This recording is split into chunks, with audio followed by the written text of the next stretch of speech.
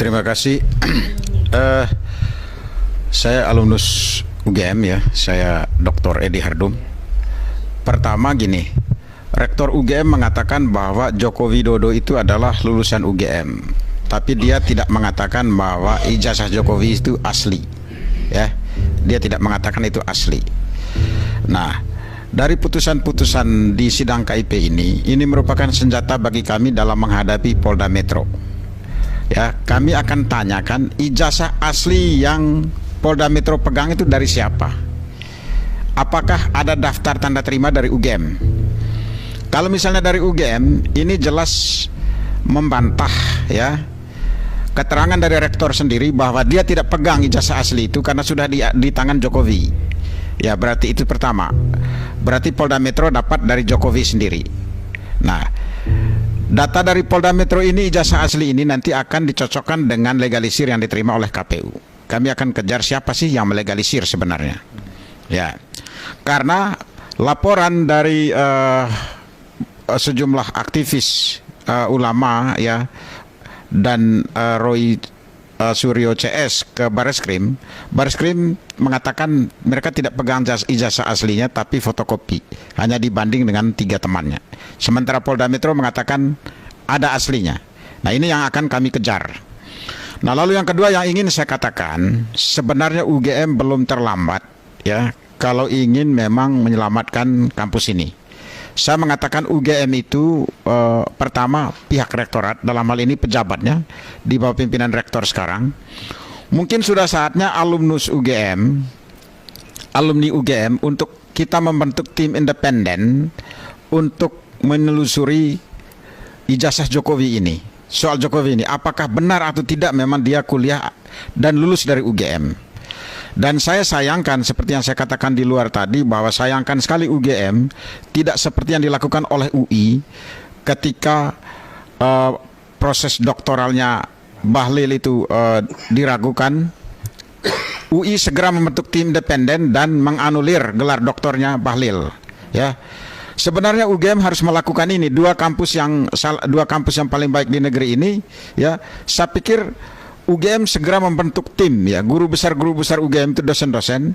Saya alumnus UGM, sayang saya tidak ngajar di sana. Kalau tidak saya menyuarakan membentuk tim independen untuk menelusuri sidang ini. Lalu yang ketiga yang ingin saya tegaskan untuk menelusuri dugaan ijazah Jokowi.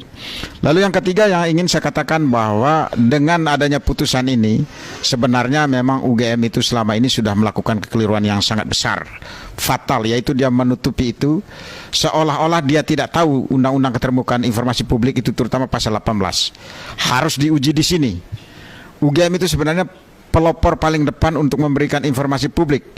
Di UGM itu ada Fakultas Ilmu Komunikasi kok. Ya, yang berbicara soal keterbukaan. Fakultas Hukum, salah satu fakultas hukum paling bagus. Saya lulusan dari sana, ya. Jadi UGM telah membuat suatu kekeliruan besar, dan terakhir sehubungan dengan ini saya mengucapkan terima kasih kepada lembaga KIP ini. KIP memang benar-benar membawa amanat demokrasi, ya. Salah satu ciri ya negara demokrasi itu ya ini keterbukaan seperti ini. Terima kasih. Akan melangkah lebih baik lagi, Pak. Silakan. Ya, baik, terima kasih. Jadi pertama, putusan KIP tadi dan juga putusan-putusan sebelumnya membuka ruang kepada setiap kelompok masyarakat, termasuk Forum Diaspora Indonesia yang ada di berbagai negara, supaya bisa menggunakan haknya untuk menuntut pertanggungjawaban negara. Dalam hal ini badan-badan publik, KPU Pusat, KPU DKI, KPU Solo, ya, UGM, dan mungkin juga nanti Kepolisian Republik Indonesia yang saat ini menyita 505 dokumen milik UGM terkait dengan ijazah Jokowi yang menurut kami tidak relevan dengan perkara pencemaran nama baik. Ya, jadi dengan putusan ini, setiap kelompok masyarakat yang selama ini haknya untuk mendapatkan informasi publik terkait dengan data pribadi pejabat-pejabat publik bisa melakukan gugatan baik ke pengadilan negeri maupun pengadilan tata usaha negara. Dan putusan ini merupakan langkah awal.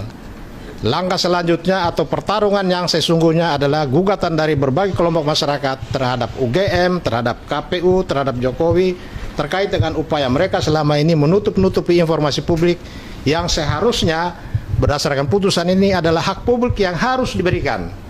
Tetapi berbulan-bulan mereka tutup-tutupi. Saya kira itu saja. Terima kasih. Saya ada yang ditambahkan.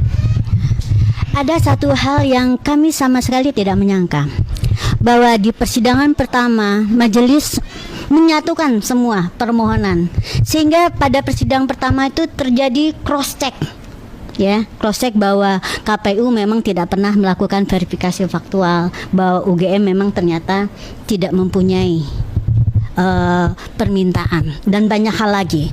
Dan kemudian cross check yang kedua di persidangan terakhir UGM itu KIP luar biasa memang, ya, kami tidak menyangka, sehingga proses sengketa ini dan pembuktiannya sangat berjalan efektif dan efisien. Terima kasih Komisi Informasi Pusat. Ya, terima kasih Komisi Informasi Pusat, dan ternyata kita yakin ya sesuai dengan apa yang ungkapan di pintu gerbang ruang sidang, senjata bagi diktator adalah ketertutupan dan kerahasiaan. Senjata bagi pemerintahan demokratis adalah keterbukaan. Dan ini akan menjadi jurisprudensi, menjadi presiden. Tidak boleh ada PPID dan universitas-universitas yang tidak makan gaji buta. Mereka harus bekerja, mengumpulkan, mengkompilasi dokumen-dokumen penting yang harus diketahui publik, dan ketika publik meminta dengan alasan yang jelas harus diberikan. Jangan seperti UGM, pelintat-pelintut. Terima kasih. Terakhir ya Pak.